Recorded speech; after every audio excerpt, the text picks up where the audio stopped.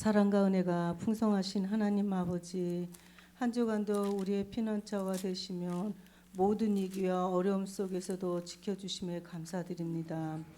이번 주도 하나님의 은혜가 아니고서는 살아갈 수 없었음을 고백합니다.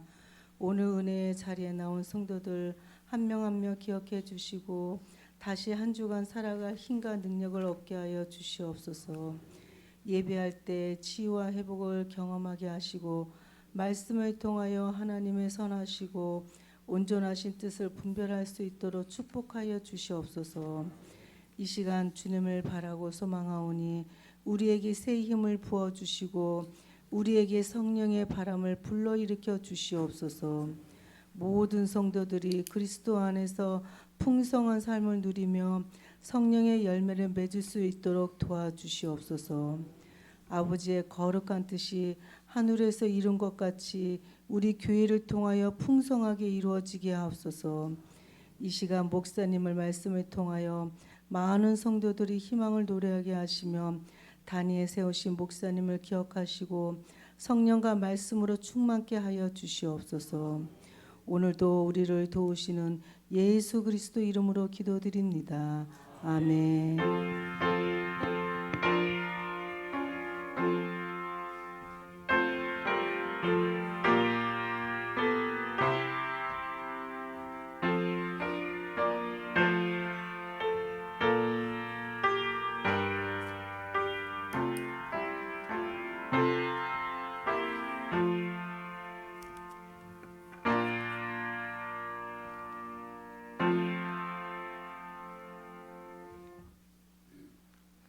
오늘 우리에게 주신 말씀은 여호수아 7장 6절로 10절까지의 말씀입니다.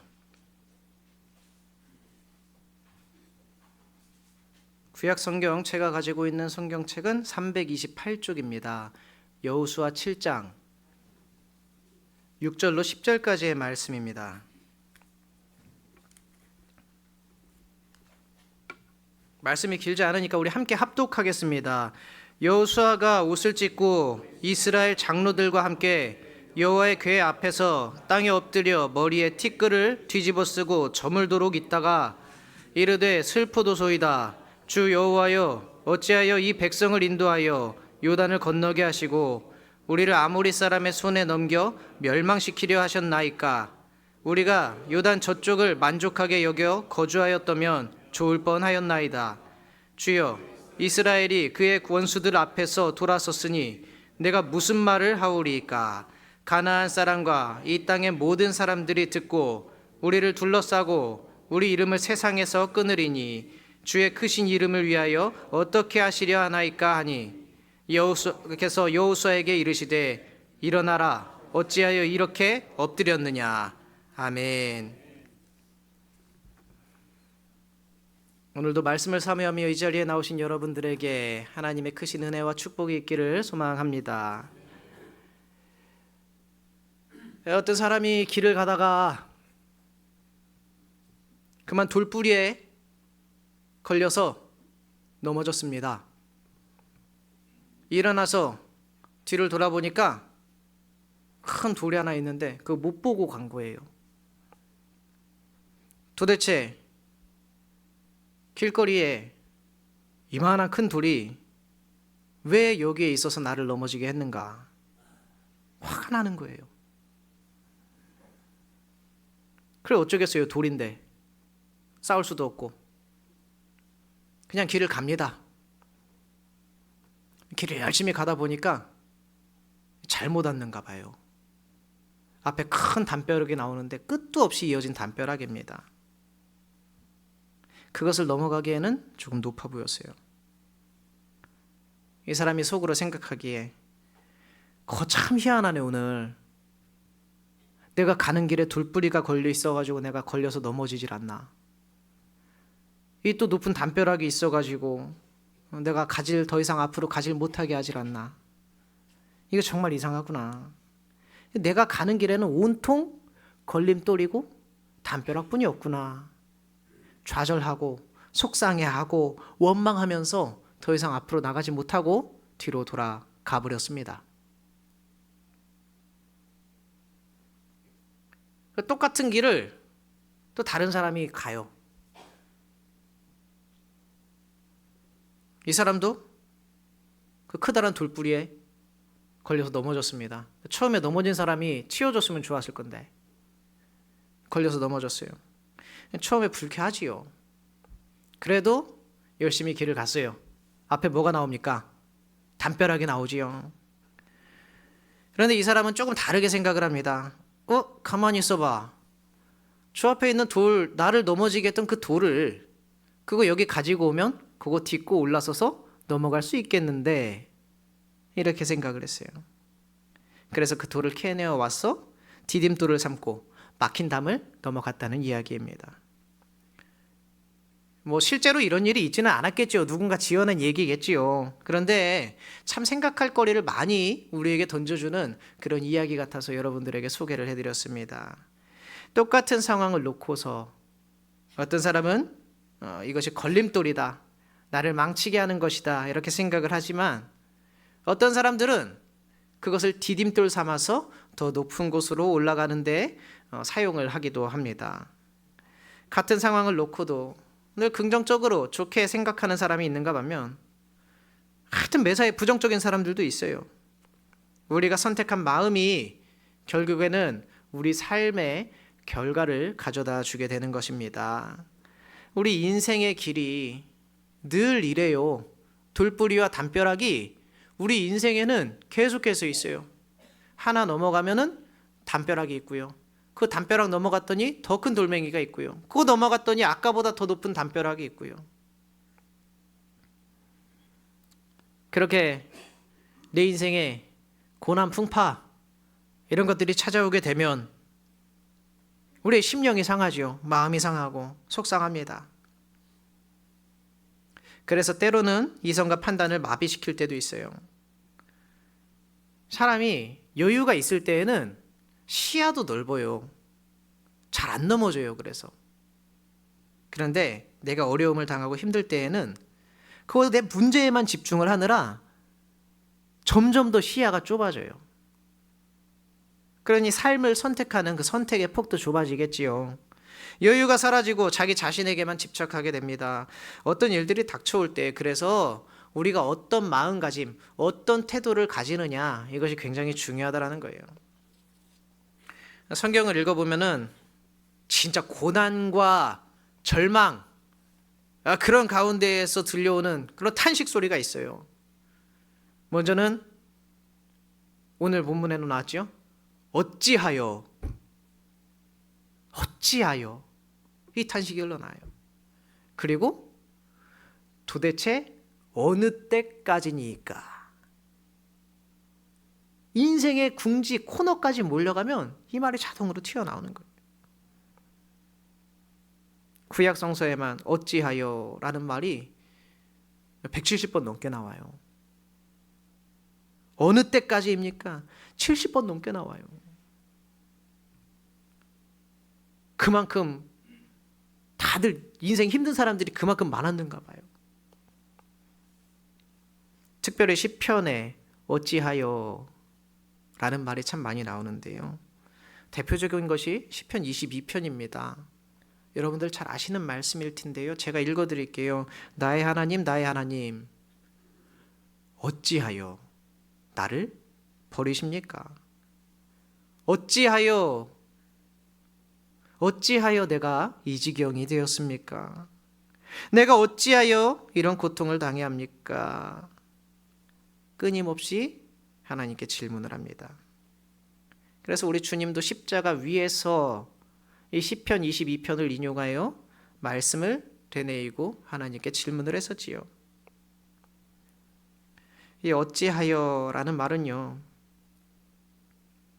정말로 내 힘으로는 이겨낼 수 없는 고통과 절망, 그 가운데에서 기도하는 거예요.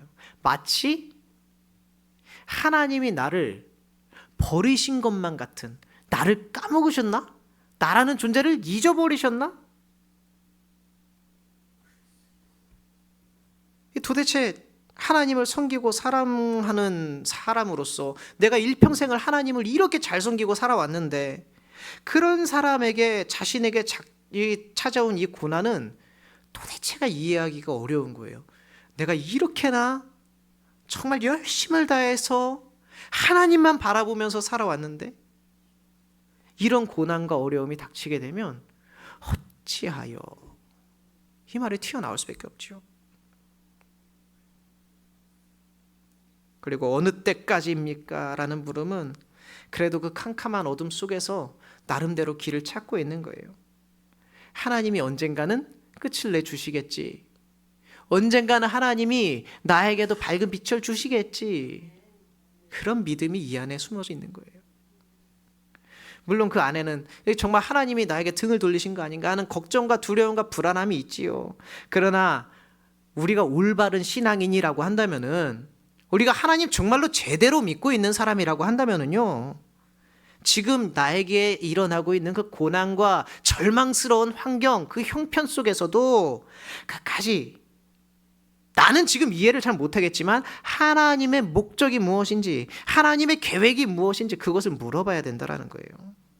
그래서 어찌하여 탄식하며 있는 이 물어보는 이 질문에는 현재 일어나고 있는 일들 속에서 미래의 일, 또 미래의 목적을 묻는 데 그 방향성이 있다라는 겁니다. 여호수아가 오직 나와 내 집은 여호와만 섬기겠노라 이렇게 믿음을 굳게 하고, 이제 자기가 먼저 보여줬으니까 백성들에게도 그 결단을 받아낸 다음에 이제 요단강을 건너갔습니다. 여호수아의 그 길, 여호수아가 앞으로 이제 가고자 하는 그 길에 있어서 눈앞에 보이는 요단강이나 그 앞에 보이는 커다란 성 같은 거는 문제가 아니었어요. 지금 그건 별 문제가 아니었어요. 문제는 뭐였냐면 우리 안에 있는 믿음이라는 거예요. 우리 안에 믿음. 믿음은 앞에 있는 걸림돌들을 통해서 하나님의 능력을 드러내는 놀라운 기적을 불러드립니다. 믿음이 없으면 우리들은 항상 걸림돌 앞에서 주저앉아요. 넘어지고 자빠질 수밖에 없어요. 그리고 한탄하지요. 땅바닥을 치겠지요. 그러나 믿음이 있으면 기적이 일어납니다. 여호수아는 바로 이거를 간파했던 거예요. 모세가 온 백성을 이끌고 이 요단강을 건너지 못했던 것은 백성들 안에 있는 그 믿음의 상실, 그것으로 인해서 두려움이 이 안에 가득 차는 거예요. 이 안에 빈 공간을 냅두지 않아요. 믿음이 꽉 차 있어야 되는데 믿음이 이만큼 빠져나가니까 그 빠져나간 자리에 뭐가 들어옵니까? 두려움이 들어오는 거예요. 빈 공간을 내빌려 두지 않는 거예요. 바로 그 두려움이 그 작은 요단강을 건너지 못하게 발목을 붙잡았던 겁니다. 오늘 우리 앞에 어떤 문제들이 도사리고 있습니까? 우리를 두렵게 하고 우리를 힘들게 하고 절망 가운데 빠지게 하는, 또 낙심하게 하는 일들이 무엇들입니까? 여러분, 그 대상을 바라보지 마십시오. 그것을 바라보기 전에 뭘 봐야 됩니까? 이 안에 내 믿음, 그거를 먼저 살펴봐야 되는 거예요. 내 안에 믿음이 잘 있는지, 견고하게 서 있는지, 흔들리지 않는지 늘 점검해야 됩니다. 오직 하나님만 섬기고 전능하신 하나님만 의지하겠노라, 이 확신이 이 안에 있는지 그걸 살펴봐야 되는 거예요. 위기가 찾아올수록 그것부터 점검해야 돼요. 여호수아는 그 믿음 가지고 요단강을 건넜고요, 그 철벽같이 버티고 있는 그 커다란 여리고를 뛰어넘었습니다. 하나님이 하시는 놀라운 일들을 직접 봤어요. 이제 자신감이 막 생기지요. 하나님이 나와 함께 계시면 정말로 뭐든지 다 할 수만 있을 것 같아요. 내가 능력 주시는 자 안에서 내가 모든 일을 할 수 있느니라, 그 말 했던 것처럼 그냥 다 뭐든지 할 수 있을 것만 같아요. 그 자신감 가지고 막 나아갑니다. 거침없이 나아갔어요. 그 앞에 조그마한 성이 보여요. 아이성이죠. 아이성을 정탐하고 돌아온 사람들이 우리가 며칠 전에 넘었던 그 여리고 성에 비하면 아무것도 아니라 그래요. 수고스럽게 얼마 전에 다들 애썼으니까 수고스럽게 다들 보내지 말고 한 몇천 명만 골라서 보내시지요. 아이성쯤이야. 저 큰 여리고 성도 우리가 무너뜨렸는데 이 정도쯤이야. 그런데 여호수아와 백성들은 정말로 아무런 힘도 못 쓰고 패배하고 말았습니다. 그때 백성들의 마음이 녹아 물같이 되었다고 했어요. 다시 두려움이 자라났어요. 기껏 그 두려움들을 몰아내고 다시 믿음으로 채워놨는데 그 안에 다시 두려움이 생겼다라는 거예요. 여호수아가 그걸 보고 옷을 찢고 머리에 티끌을 뒤집어 쓰고 날이 다 저물도록 하나님 앞에 엎드렸습니다. 그때 여호수아의 입에서 튀어나온 탄식이 이거예요. 하나님, 내가 너무나도 슬픕니다.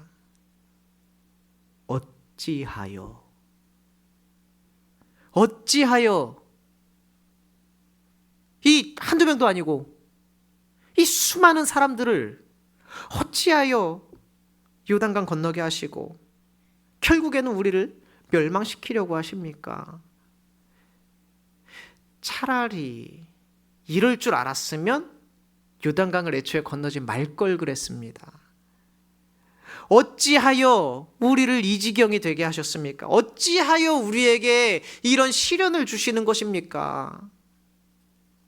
하나님께 계속해서 물어보는 거예요. 어찌하여? 사람이 막 화가 나는데 할 수 있는 게 아무것도 없으면 그 말밖에 없어요. 어떻게 나한테 이럴 수가 있어? 똑같은 거예요. 어찌하여?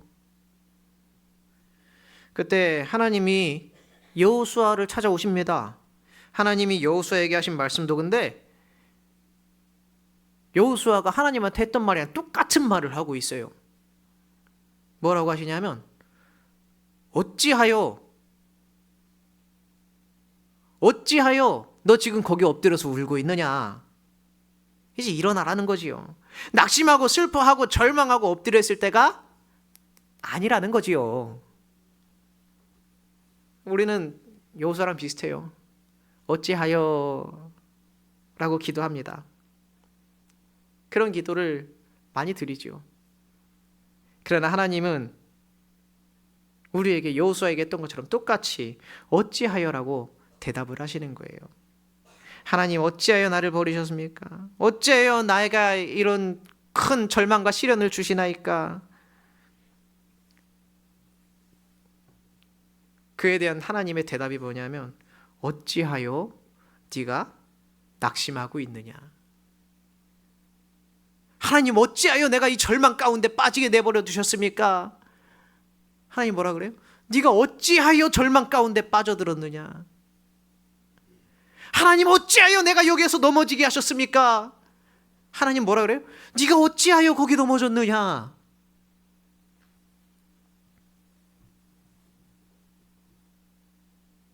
우리는 문제를 자꾸 하나님에게로 돌리지만은 하나님은 거꾸로 문제가 사실은 우리 자신에게 있다라는 것을 계속해서 알려주시는 거예요.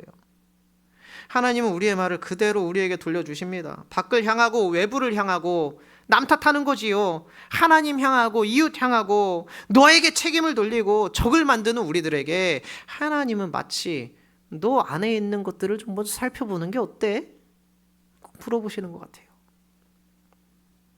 아이성은 요리거성에 비하면 실제로도 별거 아닌 성이었거든요. 하나님을 의뢰하며 겸손하고 순종했던 여호수아가 보잘것없는 아이성을 보고요, 자신감이 점점점 자랐습니다.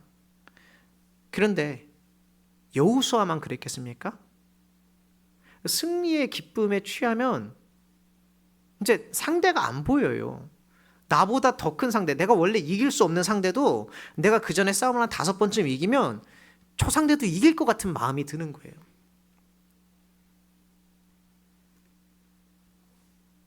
모든 백성들이, 여호수아뿐만 아니라 모든 백성들이 조금씩 자신감이 자라고 있었어요.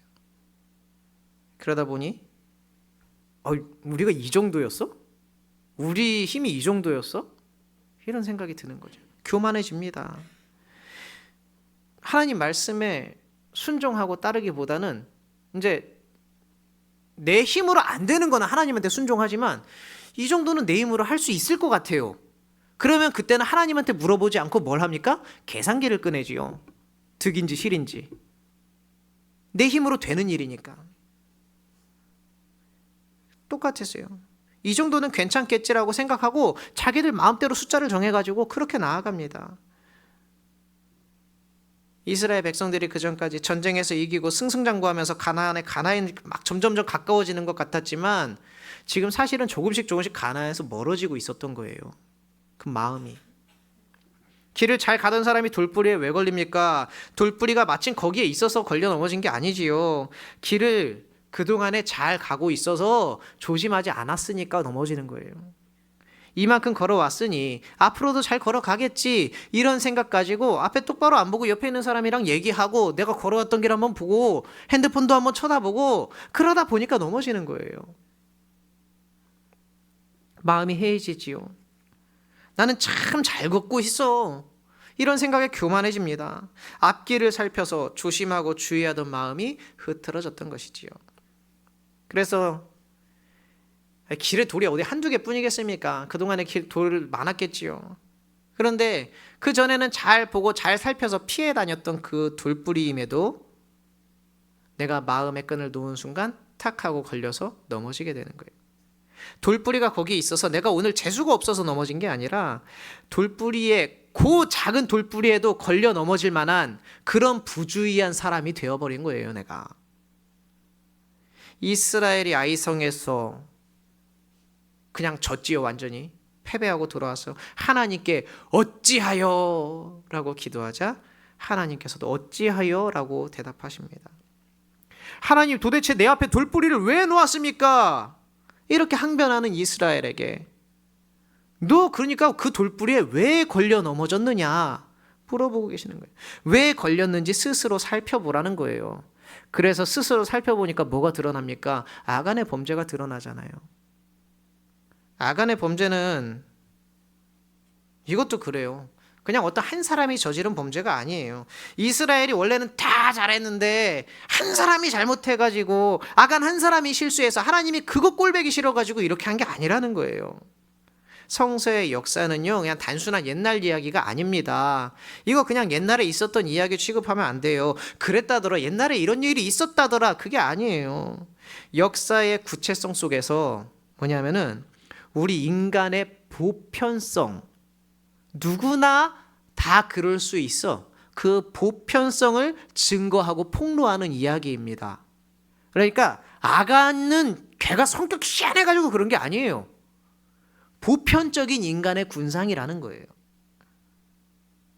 아간 한 사람의 범죄가 아니라 이스라엘 모두가 하나님 앞에 범죄한 상태라는 것을 폭로하는 이야기입니다. 이스라엘은요 외부의 적만 바라봤어요. 여리고성을 바라봤지요. 요단강을 바라봤지요. 그리고 뭐 가나안 사람들을 바라봤지요. 아이 성을 바라봤지요. 어떻게 하면 저들을 이길 수 있을까 그거를 생각했단 말이에요. 그런데 진정한 적은 외부에 있었던 것이 아니라 이 안에 내부에 있었어요. 지금껏 광야를 지나오면서 하나님이 계속해서 가르쳐 주셨던 것이 내 앞에 막 힘센 적들이 너무나도 많은데 그들을 이기기 위해서 군대를 어떻게 훈련시킬까? 어떻게 더 많은 군사를 모을까? 이런 거 훈련시킨 게 아니었거든요. 하나님은 어떻게 하면 이 안에 있는 나의 믿음, 나의 신앙 이것을 더욱더 강하게 하고 거룩하게 할까? 이것을 하나님이 계속해서 훈련시켜 왔는데 지금 자꾸 다른 것만 신경을 쓰고 있다라는 거예요. 그러면 이 말씀을 듣고 난 우리는 어찌하여야 좋을까요? 하나님 앞에 뭐 그렇다고 우리가 뭐 아무런 원망도 불평도 없이 그냥 이래도 히히 저래도 히히 감사하고 즐거워하면 그렇게만 살 수가 있을까요? 그렇게 되기가 쉽지 않지요. 우리는 부족하고 연약하고 여전히 내 안에는 이루고 싶은 것도 많고 갖고 싶은 것도 많기 때문에 그것이 쉽지가 않아요. 가만히 보면 성경은 되게 쉽게 얘기하는데 도대체가 우리가 끝까지 이룰 수 없는 것들을 너무나도 쉽게 우리한테 요구하고 있어요. 하나님의 어찌하여는 우리의 어찌하여에 대한 응답이었습니다. 우리가 어찌하여 하고 아랠 때 우리 하나님께서도 어찌하여라고 응답을 해주셨어요. 뭐냐면 우리의 어찌하여는 남 탓이잖아요. 어떻게 나한테 이럴 수 있어? 하나님 나한테 어떻게 이럴 수 있습니까? 거기에 머물러 있지 않도록 하나님께로 인도하는 그 하나님의 따뜻한 음성이라는 거예요. 나의 어찌하여는 너 니네가 문제야. 너 때문에 이렇게 됐어. 하나님 때문에 이렇게 됐어. 바로 그때 타이밍이 안 좋았어. 다 남 탓하기 바쁠 때 하나님의 어찌하여는 나를 바라보게 해주는 어찌하여라는 거예요. 그 음성을 듣기 위해서 우리는 먼저 주님께 아뢰는 사람이 되어야겠지요. 그것이 출발이 되어야 됩니다. 똑같아요. 여호사처럼 투정일 수도 있고 원망일 수도 있고 낙담일 수도 있어요. 속상한데 어떡합니까? 우리의 삶이 너무나도 퍽퍽한데 어떡합니까? 그러나 그럴 때 어쨌든 여호사처럼 어찌하여 이 심경을 가지고 하나님 앞에 나와야 돼요. 근데 입술만 가지고 나오면 안 되지요. 뭐를 함께 가지고 나와야 됩니까? 귀도 같이 가지고 나와야 돼요. 어찌하여라고 내 입에서만 말하는 게 아니라 내 귀도 가지고 와서 하나님이 어찌하여라고 하는 그 음성도 들어야 된다는 거예요. 하나님은요, 우리를 심판하고 벌 주시는 분이 아닙니다. 하나님은 우리를 구원하시고 우리에게 은혜 내려주시고 우리에게 복을 빌어주시는 분이라는 거예요. 아간의 범죄를 통해서 이스라엘을 심판하시는 하나님이 아니라 아간의 범죄를 통해서 이스라엘을 고치시고 회복시키시는 하나님이었지요. 그 구원을 소망하면서 내 삶의 걸림돌들을 다 모아가지고 하나님 앞으로 가지고 오는 거예요. 중요한 것은 내가 말하는 어찌하여 머물러 있는 게 아니라 하나님이 말씀하시는 그 어찌하여, 그걸 듣는 겁니다. 그렇게 우리 앞에 있는 걸림돌들을 다 하나님 앞에 모아서 가지고 오고 그것들 믿음으로 이겨내고 건너가서, 그래서 마침내 하나님이 원하시는 그 뜻에 이를 수 있는 우리가 되어야 할 것입니다. 어찌하여 네가 슬퍼하느냐? 어찌하여 낭망하느냐? 너는 하나님께 소망을 두라. 하나님을 바라보라. 이 시편의 시인이 들었던 하나님의 음성을 오늘 우리도 듣게 되기를 주의 이름으로 축원합니다. 기도하겠습니다.